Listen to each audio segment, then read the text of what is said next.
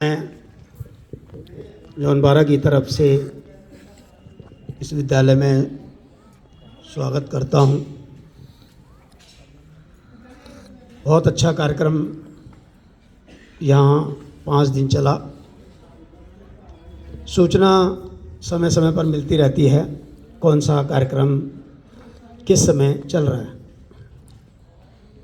संस्कृत ऐसी भाषा है जिससे जितनी भी हमारी कह सकते हैं भाषा वो निकल कर आई हैं और बहुत अच्छा लगता है जब हम संस्कृत के विषय में बात करते हैं। जब हम पढ़ा करते थे कि ईशाम न विद्या तपो न दानम ज्ञानम न शीलम गुरो न धर्मे ते मृत्यु लोके भूविवार भूता मनुष्य रूपेण मृगाश्रंती। तो बहुत अच्छा था और संस्कृत के प्रति लगाव। संस्कृत अलग नहीं है, संस्कृत हमारे अंदर है, हमारी आत्मा में है। तो हम बच्चों से कहते हैं जब प्रेयर होती है प्रयास करते हैं कि जब अटेंडेंस होती है तो सभी स्टार्ट करते हैं 1 2 3 या 1 2 3। तीनों भाषाओं में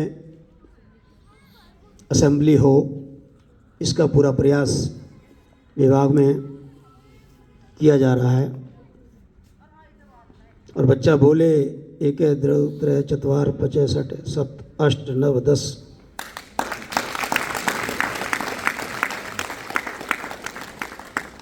तो जब वो बोलता है एकादश द्वादश त्रयोदश चतुर्दश पंचदश षोडश सप्तदश अष्टदश नवदश और विंशति, तब जो है और वो गिनती, क्योंकि बच्चे कक्षा में 70 भी हैं 75 भी हैं 80 भी हैं, तो वहाँ तक हमें ले जाना होगा तभी वो रोल नंबर बोल पाएगा। और वो हम सभी का कार्य है। तो तीनों भाषाओं में असेंबली हो, तीनों भाषाओं में अटेंडेंस हो, ये बहुत ही आवश्यक है। सभी विद्यालयों में प्रवक्ता संस्कृत अधिकांश 1 मिलेंगे। टीजीटी में तो 3 4 5 हैं। तो हम सभी ये चाहते हैं कि वो संख्या उतनी हो जितनी टीजीटी में है।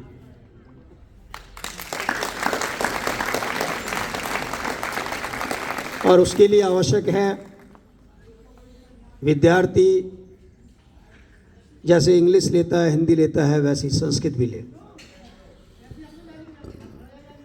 हम उसे ये ना कहें कि 10th क्लास में बेटे आपके वो इंग्लिश में पास नहीं हो, इसलिए उसको मोटिवेट करें। उसके इतने अच्छे अंक आए, अच्छे अंक लेता है बच्चा संस्कृत में,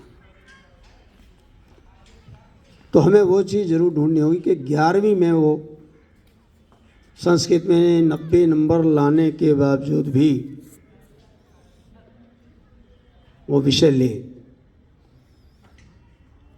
ना कि वो ये प्रयास करे कि इंग्लिश में, क्योंकि उसके जो हैं कई बार बच्चे के इंग्लिश में 35 होते हैं तो कहते मुझे इंग्लिश क्यों नहीं दे रहे, मुझे संस्कृत क्यों दे रहे हैं। तो संस्कृत बच्चा स्वयं ले, क्योंकि दिल से जब हम कोई कार्य करते हैं, जैसे जब किसी विषय का चयन करते हैं तभी हम उसको कर पाते हैं। और क्योंकि कक्ष का वातावरण जो है, तो it is very important to create a learning environment when we are teaching in the classroom. passive attitude, disinterest and non-involvement of the pupils all these arise from the routine methods. हम ज्यों का त्यों जैसे पढ़ाते चले जाते हैं तो वहाँ पर जो है जो लर्निंग एनवायरनमेंट क्रिएट करना होता है, जिसको आप कक्ष वातावरण कहते हैं शिक्षण के लिए, वो बहुत ही ज़रूरी होता है। कक्षा में जब हम पढ़ा रहे हैं तो उसमें प्रसन्नचित्त होकर हम उसे पढ़ा रहे हैं, यानी जो बालक है वो भी बड़ा प्रसन्न हो,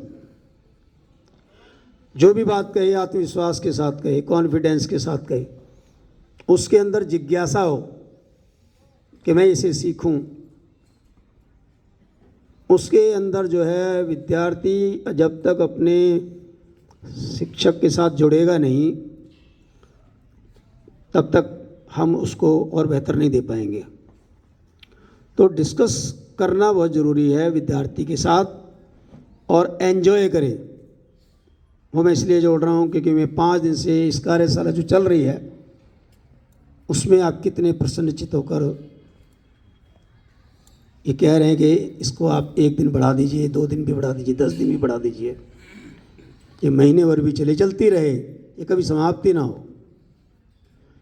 तो वो तब होता है जब हम प्रसन्नचित्त मुद्रा में काम करते हैं,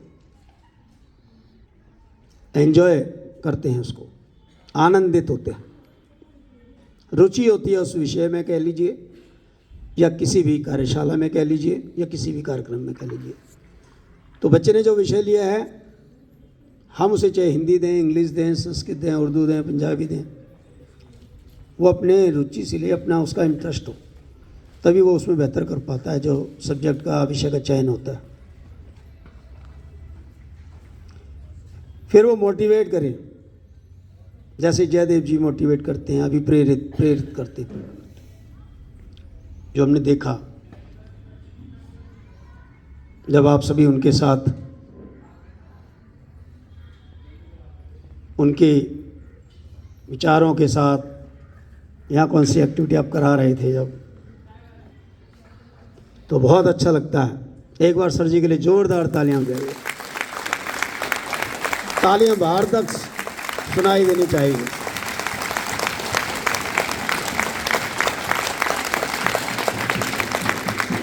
तो बहुत अच्छा लगता है, मोटिवेट होते हैं हम, हमें लगने लगता है कि हम जयदेव जी क्यों नहीं हैं।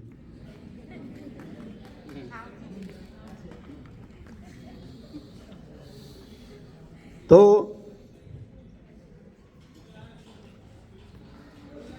हम उसके साथ जो हैं दूसरे हमें देखकर प्रेरित हों, मोटिवेट हों।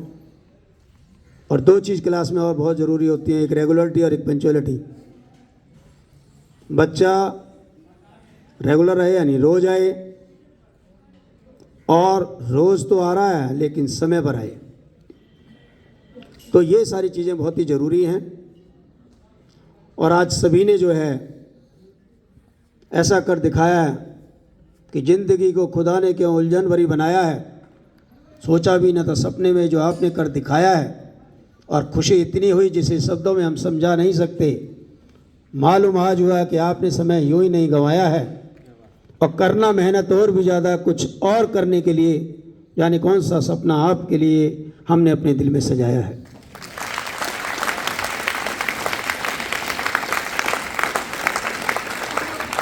बहुत अच्छा लगता है। संस्कृत तो ऐसी भाषा है जो मुर्दे में भी जान डाल दे, यानी जब बीमार हो जाते हैं, हम उठ नहीं पाते, तो संस्कृत का जैसे ही आप उच्चारण करते हैं वैसे ही जो है हम उसमें एकदम से उठ जाते हैं। यानी कोई भी किसी प्रकार की बीमारी हो, कोई भी तकलीफ हो, जैसे ही संस्कृत हमारे कानों तक पहुंचती है तो हम जो है स्वतः ही ठीक हो जाते हैं। उसमें इतनी ताकत है। संस्कृत के श्लोक जब हम बोलते हैं तो बारिश ले आते हैं, चाहे कितना भी सूखा पड़ रहा हो। वो मन से चीज़ जुड़नी चाहिए, और जब मन से जुड़ती है तब ऐसा होता है। तो उधर संस्कृति जुड़ी, उधर मन भी जुड़ा, तो ये बहुत सारी चीज़ें होती हैं, तब जाकर जो है बस उसे हमें पहचानने की आवश्यकता है और सबको जोड़ने की भी आवश्यकता है। हमारे पास जितना भी है उतना सभी को पहुंचाने की भी आवश्यकता है। सिर्फ हमारे तक ही कोई चीज़ सीमित ना रह जाए। हम उसमें विषय में बीए करें, एमए करें, पीएचडी करें, वो तो हमारा ज्ञान है अपना, लेकिन यही हम अपने विद्यार्थियों को प्रेरित करें ताकि 11वीं में भी 3 सेक्शन संस्कृत के बने, 4 बने, 5 बने, और हमारे जो साथियों को, विद्यार्थियों के साथ साथ उनको भी लाभ और पदोन्नति हो, और टीजीटी से वो लेक्चरर बने, प्रवक्ता बने, क्योंकि ये बहुत ही आवश्यक है। तो बहुत अच्छा लगता है जहाँ भी संस्कृत का, आज मुझे जैसे ही 2 बजे सूचना मिली, मैं विद्यालय में था और मुझे लगा कि संस्कृत आज मुझे बुला रही है सरस्वती विहार सी ब्लॉक में, यानी इस कार्यक्रम की गूंज वहाँ तक थी, मेरे कानों में गूंज कि तुरंत पहुँचना है। और कोई प्रोग्राम होता तो शायद मेरे पहुँचने में 2 घंटे लगते, कि 2 बजे मैं विद्यालय में था और मैं कभी सी ब्लॉक सरस्वती विहार में 15 मिनट में नहीं पहुंचा, लेकिन संस्कृत ने मुझे 15 मिनट पहुंचा दिया।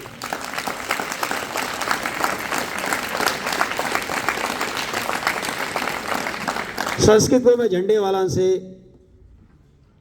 20 साल 30 साल से जोड़कर देखता हूं, क्योंकि वहाँ पर जो सर हैं, अभी मैंने जिक्र कर रहा था, चांद किरण सलूजा जी, उनके साथ मैंने, वो हमारे गुरुजन रहे हैं, गुरुजी रहे हैं, बीएड में और एमएड में सर ने हमें पढ़ाया है।